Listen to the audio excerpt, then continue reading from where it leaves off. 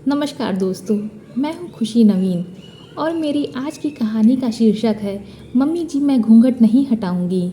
इस कहानी को आप पूरा सुनिएगा और ये कहानी कैसी लगी इसके बारे में आप कमेंट करके मुझे ज़रूर बताइएगा।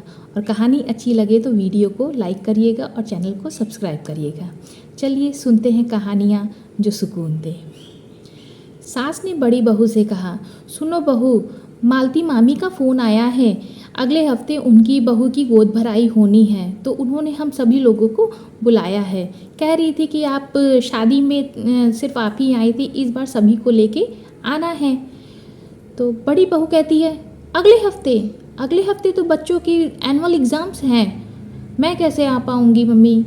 आप चले जाइएगा और साथ में निधि को भी ले जाइएगा। निधि जो कि उसकी देवरानी थी और निधि को भी 2 साल हो गए हैं शादी करके, वो अभी तक मामी के यहाँ नहीं गई है, आप उसको लेके चली जाइएगा।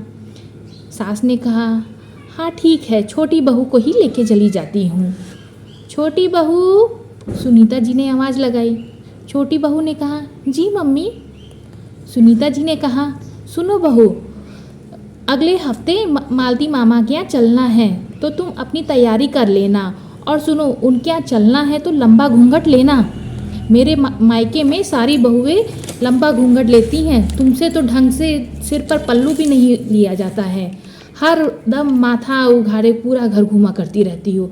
ना ससुर का लिहाज है ना जेठ का, सास की तो कोई गिनती ही नहीं है। समझा समझा कर थक गई हूँ कि ससुराल में बड़ों के सामने घूंघट लिया जाता है, उनका सम्मान करना होता है, मगर तुम्हें नहीं, तुम्हें तो बस अपनी मनमर्जी करनी है।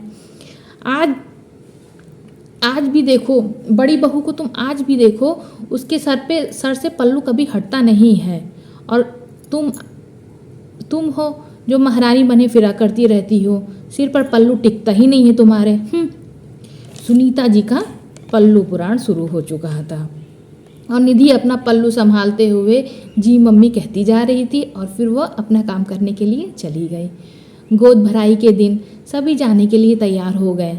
निधि भी तैयार हो गई। सुनीता जी ने उसे देखा और उसका पल्लू थोड़ा और लंबा कर दिया।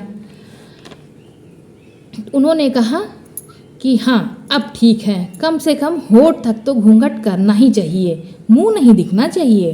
होठ तक घूंघट रहेगा तो सही रहेगा, नहीं तो मेरी नाक कट जाएगी सबके सामने। निधि ने कहा, जी मम्मी। सुनीता जी ने कहा, चलो अब। खैर सुनीता जी सा परिवार मायके पहुंच गई।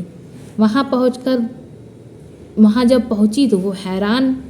उनकी जो भतीजा बहू थी जिनकी गोद भराई होनी थी, वो तो ओपन पल्लू साड़ी पहनी थी, स्लीवलेस ब्लाउज पहनी थी और नेट की साड़ी पहनी थी। और वो जितने भी मेहमान आए थे उनसे वो हंस हंस के बातें कर रही थी। घूंघट की तो बात छोड़ो, सर पे पल्लू भी नहीं था उसके।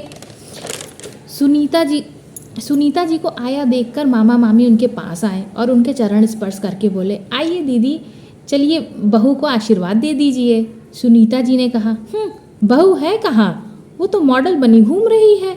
मालती, तूने बहू को ज़्यादा ही सिर पर चढ़ा रखा है, ना कोई पल्लू है ना कोई घूंघट। भले घर की बहुएं ऐसे रहती हैं क्या?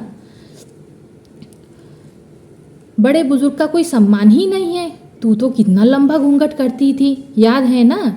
मालती ने कहा, दीदी आप भी किस ज़माने की बात कर रही हैं? हमारा समय अलग था, अब समय अलग है। और फिर सम्मान सिर्फ घूंघट लेने से नहीं होता, सामने वाले की नज़र से में होता है, उसके व्यवहार में झलकता है। देखिए ना, मेरी बहू कितनी खुश है। चलिए बहू को आशीर्वाद दीजिए। हाँ तुम चलो, हम आते हैं, सुनीता जी ने कहा। छोटी बहू, तुम भी घूंघट हटा दो, जब कोई बहू ने की है तो तुम भी मत करो। नहीं मम्मी जी, मैं घूंघट नहीं हटाऊंगी, निधि ने कहा। ये क्या बात हुई? जब कोई नहीं किए तो मैं भी हटा दूं? मैं घूंघट करके ना आई, अगर मैं घूंघट करके घर से नहीं आई होती तो बात अलग रहती, लेकिन जब मैं घूंघट करके आई हूँ तो मैं घूंघट नहीं हटाऊंगी और यह मुझसे नहीं होगा, मैं ऐसे ही ठीक हूँ। तूने तो सास की बात ना मानने की कसम खा रखी है, सुनीता जी बोली। फिर निधि पूरे फंक्शन में घूंघट किए रही और सुनीता जी मुंह फुलाए रही कि छोटी बहू ने फिर उनकी बात नहीं मानी। यह थी मेरी एक कहानी। कैसी लगी आपको यह कहानी?